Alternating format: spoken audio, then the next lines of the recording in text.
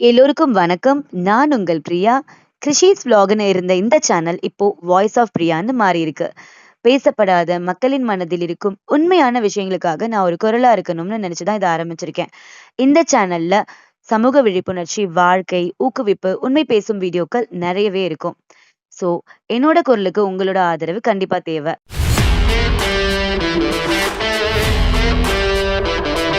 நான் ஒரு சைக்காலஜிஸ்ட்லாம் இல்லைங்க.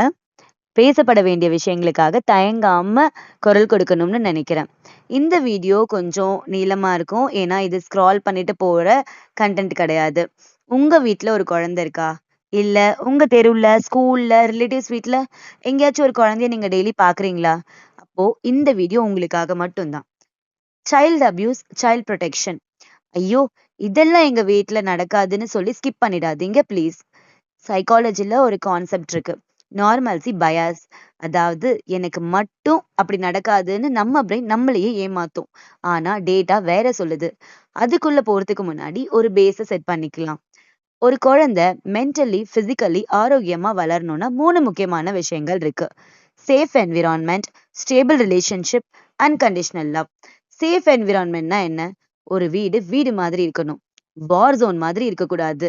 ஏன்னா கத்துறது, சத்தம் போடுறது இதெல்லாம் ஒரு குழந்தைக்கு பயத்தை கொடுக்கும். அந்த மாதிரி இல்லாம அமைதியான சூழ்நிலையில அந்த குழந்தை வளரணும். Stable relationship. அம்மா இன்னைக்கு கொஞ்சுவாங்க, நாளைக்கு திட்டுவாங்கன்னு இல்லாம கன்சிஸ்டன்டான எமோஷனல் சப்போர்ட் அந்த குழந்தைக்கு கொடுக்கணும். Unconditional love. 100 மார்க் வாங்கினா மட்டும்தான் அந்த குழந்தைக்கு நம்ம அன்பு கொடுக்கணும்ன்றது கிடையாது. அவங்க இருக்கிறதுக்காகவே அன்பு கொடுக்கறதே பெரிய விஷயம். இந்த 3ம் கிடைக்க வேண்டிய ஒரே இடம் வீடுதான். ஆனா கசப்பான உண்மை என்னன்னா, நிறைய குழந்தைங்களுக்கு அவங்களோட வீடே முதல் டேஞ்சர் ஜோனா இருக்கு. இத நாம சரி பண்ணணும்னா முதல்ல பிரச்சனை இருக்குன்னு ஒத்துக்கணும். அத நிறைய பேர் ஒத்துக்கிறதே கிடையாது. அபியூஸ்னா என்ன? நம்ம தப்பா புரிஞ்சுட்டு இருக்கோம். அபியூஸ்ன்னு சொன்ன உடனே நம்ம மனசுல என்ன தோணுது? நியூஸ்ல வர மாதிரி யாரோ ஒருத்தர் குழந்தைய அடிச்சு காயப்படுத்துறாங்க. இதுதான். ஆனா WHO சொல்றது 4 டைப்ஸ் ஆஃப் அபியூசஸ் இருக்கு. Physical abuse, emotional abuse, neglect and sexual abuse. Physical அபியூஸ்னா என்ன? ஒரு குழந்தைய அடிக்கிறது, கிள்றது, தள்ளி விடுறது இது எல்லாமே கண்ணுக்கு நல்லாவே தெரியும். எமோஷனல் அபியூஸ்னா இதுதான் ரொம்ப டேஞ்சரஸ். இது கண்ணுக்கு தெரியாது. ஒரு குழந்தைய நீ வேஸ்ட், உன்னால ஒண்ணுமே பண்ண முடியாது, நீ அழுதா அடி விழும். கன்சிஸ்டன்டா அந்த குழந்தைய கம்பேர் பண்ணிட்டே இருக்கிறது ஒரு குழந்தையோட செல்ஃப் குரோத்த கொஞ்சம் கொஞ்சமா கம்மி பண்ணிட்டே இருக்கும். நெக்லெக்ட். இது நிறைய வொர்க்கிங் பேரண்ட்ஸ் பண்ற தப்பு. தெரியாம பண்றது தப்புன்னு சொல்லலாம். குழந்தைங்களுக்கு சாப்பாடு, ட்ரெஸ் எல்லாம் வாங்கி குடுத்துட்டா போதுமா? ஆனா அவங்க உங்ககிட்ட பேச வரும்போது அவங்களுக்கு டைம் குடுக்கணும். அப்புறம் என்ன நீங்க அப்புறம் பேசலாம், இப்ப பேசலாம்ன்னு சொன்னா அந்த குழந்தைங்களுக்கு ஒதுக்குற மாதிரி ஃபீல் பண்ணுவாங்க. அவங்களோட எமோஷனல் நீட நீங்க கண்டிப்பா பார்க்கணும். ஸோ அவங்கள என்னைக்குமே நீங்க நெக்லெக்ட் பண்ணாதீங்க. செக்ஷுவல் அபியூஸ்னா என்ன? இத பத்தி தான் தனியா டீட்டெயிலா பேசணும். ஏன்னா, இதுல தான் நமக்கு ரொம்ப தயக்கமா இருக்கு. இப்போ ஒரு கேள்வி இருக்கும் உங்களுக்கு. ஸ்கூல்ல குட் டச், பேட் டச் சொல்லி தராங்க. எல்லா பேரண்ட்ஸும் ஃபோன்ல நியூஸ் பார்க்குறாங்க. அப்புறம் ஏன் இந்த மாரி கேஸஸ்லாம் கம்மியாக மாட்டேங்குது? இன்டர்நெட் அண்ட் எம்பத்தி டெப்த் பத்தி டேட்டா என்ன சொல்லுதுன்னு பார்க்கலாமா? ஒரு மனுஷன் இன்னொரு மனுஷன, அதுவும் ஒரு குழந்தைய எப்படி காயப்படுத்த முடியுது? அதுக்கு முக்கியமான காரணம் எம்பத்தியோட டெப்த். அடுத்தவங்க வலிய ஃபீல் பண்ண முடியாம போறது எவ்ளோ பெரிய கொடுமை. இதுக்கு இன்னைக்கு இருக்கிற அன்ரெகுலேட்டட் இன்டர்நெட் தான் ஒரு பெரிய காரணம். எந்த ஃபில்டரும் இல்லாம, வயசு வித்தியாசம் இல்லாம, எல்லா கன்டென்ட்டும் எல்லாருக்குமே கிடைக்குது. வயலன்ட்டான, ஆபாசமான கன்டென்ட் தொடர்ந்து பார்க்கும்போது நம்ம பிரெயின் மறுத்து போக ஆரம்பிக்குது. டீசென்சிட்டேஷன் இதுக்கு சொல்வாங்க. அடுத்தவங்க அழுதா கூட சீன் போடுறாங்கன்னு தோணும். இது எவ்ளோ பெரிய ஆபத்தான மனநிலை. சரி, இப்ப கொஞ்சம் டேட்டாவ பார்ப்போம். போர் அடிக்காதுங்க, ப்ராமிஸா சொல்றேன். WHO லேட்டஸ்ட் ரிப்போர்ட் படி உலக அளவுல 5 வயசுக்கு உட்பட்ட 40 கோடி குழந்தைகள் தங்களோட வீட்ல இல்ல தெரிஞ்சவங்களாலேயே பாதிக்கப்படுறாங்க. 40 கோடின்னு கேட்கும்போது பெருசா தெரியாம இருக்கும். ஆனா இது நம்ம பக்கத்து வீட்ல இருக்கிற குழந்தையா இருந்தா யோசிச்சு பாருங்க. இந்தியாவுல national crime records puree data படி ஒவ்வொரு நாளும் எத்தனையோ போக்சோ கேஸ் ரெஜிஸ்டர் ஆயிட்டே இருக்குன்னு சொல்றாங்க. செக் பண்ணி பாருங்க, ஷாக் ஆயிடுவீங்க. Sexual abuse. இந்த வீடியோல இந்த பகுதிய உங்ககிட்ட நான் தயங்காம பேசணும்னு நினைக்கிறேன். பேரண்ட்ஸ் இங்க கொஞ்சம் கவனமா கேளுங்க. உங்க குழந்தையோட சேஃப்டிக்கு இது ரொம்ப முக்கியம். முதல்ல ஒரு மைத்த உடைப்போம். செக்ஷுவல் அபியூஸ்னா என்ன? ரேப் மட்டுமா? இது என்னன்னு லிஸ்ட் போடுறேன் பாருங்க. குழந்தைய தப்பான முறையில தொடுறது, குழந்தைக்கு முன்னாடி ஆபாசமா நடந்துக்கிறது, அவங்க முன்னாடியே ட்ரெஸ் மாத்துறது, குழந்தைக்கு ஆபாசமான ஃபோட்டோஸ், வீடியோஸ் காட்டுறது, ஆன்லைன்ல ஃப்ரெண்ட் மாதிரி பேசி தப்பான விஷயங்கள அவங்க கிட்ட செய்ய வைக்கிறது, ஃபோட்டோஸ் கேட்கறது, இதுக்கு பேர் ஆன்லைன் க்ரூமிங் சொல்லுவாங்க. குழந்தைய வச்சு ஆபாசமான ஃபோட்டோஸ், வீடியோஸ் எடுக்கிறது, இது எல்லாமே போக்சோ சட்டப்படி குற்றம். இப்போ சைக்காலஜி என்ன சொல்லுதுன்னா, ஒரு குழந்தை இப்படி பாதிக்கப்படும்போது, அவங்க பிரெயின்ல என்னென்ன விஷயம் நடக்கும் தெரியுமா? Guilt, shame, confusion. ஐயோ! நான் ஏதோ தப்பு பண்ணிட்டேனே! அம்மா கிட்ட தெரிஞ்சதுன்னா அவ்ளோதான். அப்பாவுக்கு தெரிஞ்சா கோவப்படுவாங்கன்னு ஒரு பயம் வர ஆரம்பிக்கும். இந்த பயம் தான் குழந்தைங்கள உங்ககிட்ட ஓப்பனா பேச விடாம தடுக்குது. அந்த ட்ராமா உள்ளுக்குள்ளேயே புதைஞ்சு, அவங்க 20 வயசு, 30 வயசுல கூட அவங்கள பாதிக்கிற ஒரு விஷயமா மாறிடுது. Depression, anxiety and relationship issues இது எல்லாத்துக்குமே ரூட் இங்க இருந்து தான் ஸ்டார்ட் ஆகுது. ஸோ ஆஸ் அ பேரண்ட் நீங்க செய்ய வேண்டிய ஒரு முக்கியமான விஷயம் என்னன்னு பார்த்தீங்கன்னா, உங்க குழந்தைகிட்ட டெய்லி சொல்லுங்க. இந்த வீட்ல உனக்கு எந்த பயமும் இல்ல. என்ன நடந்தாலும், யார் என்ன மிரட்டினாலும் நீ என்கிட்ட வந்து சொல்லலாம். நான் உன்ன காப்பாத்துவேன். நான் உன் கூட எப்பவுமே இருப்பேன். இந்த மாதிரி குழந்தைகிட்ட சொல்லும்போது, எமோஷனலா அந்த குழந்தை சேஃபா ஃபீல் பண்ணும். Sexual protection blueprint. பிராக்டிகலா என்ன பண்ணலாம்? சரி, பயம் போதும். இப்ப என்ன பண்ணலான்னு பார்ப்போம். இதுக்கு பேர் செக்ஷுவல் புரொடெக்ஷன் ப்ளூ பிரிண்ட். இதுல 3 ஸ்டெப்ஸ் இருக்கு. ஃபர்ஸ்ட் ஒன் என்ன பார்த்தீங்கன்னா, correct names and body autonomy. 3 வயசு குழந்தைங்களுக்கே அவங்களோட பாடி பார்ட்ஸ்க்கு சரியான பேர சொல்லிக் கொடுங்க.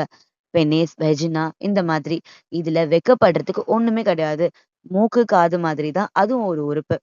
ஏன் தெரியுமா? நாளைக்கு ஸ்கூல்ல யாராச்சும் அந்த குழந்தைய தப்பா டச் பண்ணாங்கன்னா, அந்த குழந்தை உங்ககிட்ட தைரியமா வந்து சொல்லும். இந்த அங்கிள் என்னோட இந்த மாரி பெனிஸ்ல டச் பண்ணாங்கன்னு சொல்லி. ஸோ அப்போ உங்களுக்கு தெளிவாவே புரியும். அந்த குழந்தை அங்க இங்கன்னு சொன்னா உங்களுக்குமே தெளிவா புரியறதுக்கு வாய்ப்பு கிடையாது. அடுத்து பாடி அட்டானமி. உன்னோட உடம்பு உன்னோடது. உனக்கு பிடிக்கலன்னா யாரா இருந்தாலும் உன்ன தொட விடாத. அது தாத்தாவா இருந்தாலும் சரி, யாரா இருந்தாலும் சரி. இந்த உரிமைய அவங்களுக்கு நீங்க கொடுக்கும்போது, அவங்க கண்டிப்பா இந்த மாரி விஷயம்லாம் அடிப்படையா அவங்களுக்கு தெரிய ஆரம்பிக்கும். எந்த குழந்தையுமே ஃபோர்ஸ் பண்ணாதீங்க. பிடிக்கலன்னா விட்டுருங்க. Second one, the no secrets policy. உங்க வீட்ல ஒரு ரூல் கொண்டு வாங்க. சர்ப்ரைஸ் வேற, சீக்ரெட் வேற. Birthday surprise okay. ஆனா இது அம்மா, அப்பா கிட்ட சொல்லக்கூடாதுன்னு யாராச்சும் சொன்னாங்கன்னா, அதுதான் ரெட் ஃபிளாக்ன்னு சொல்லிக் குடுங்க அந்த குழந்தைக்கு. அத உடனே வந்து அம்மா, அப்பா கிட்ட கண்டிப்பா சொல்லணும்னு சொல்லுங்க. ஏன்னா அப்யூசர் ஃபர்ஸ்ட் எடுக்கிற வெப்பனே இதுதான். சட்டம் மற்றும் டெக்னாலஜி. இந்தியாவுல POCSO act, protection of children from sexual offences ஆக்ட்ன்னு இருக்கு. இது 18 வயசுக்கு கீழ இருக்கிற எல்லா குழந்தைங்களுக்குமான சட்டம். இது பாய் ஆர் கேர்ள் 2 பேருக்குமே தெரிஞ்சிருக்கணும். இந்த சட்டம் என்ன சொல்லுது தெரியுமா? ஒரு குழந்தைக்கு எதிரா நடக்கிற செக்ஷுவல் கிரைம பார்த்துட்டு ரிப்போர்ட் பண்ணாம இருக்கிறவங்களும் குற்றவாளி தான். ஸோ ஊர்வம்பு எதுக்குன்னு யோசிக்காதீங்க. டெக்னாலஜி.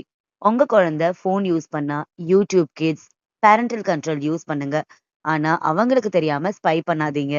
உன் சேஃப்டிக்காக தான் நான் இத பண்றேன்னு குழந்தைகிட்ட டிரான்ஸ்பரண்டா இருங்க. ட்ரஸ்ட்ட பில்ட் பண்ணுங்க. Working parents, eye contact and red flag. இன்னைக்கு பொருளாதார சூழல்ல அம்மா, அப்பா 2 பேருமே வேலைக்கு போறது சகஜம். தப்பே கிடையாது. ஆனா, அதனால குழந்தைக்கு கிடைக்க வேண்டிய எமோஷனல் டைம் மிஸ் ஆயிடுது. நீங்க ஆஃபீஸ்ல இருந்து வந்த உடனே ஃபோன 15 நிமிஷம் சைட்ல வச்சுருங்க.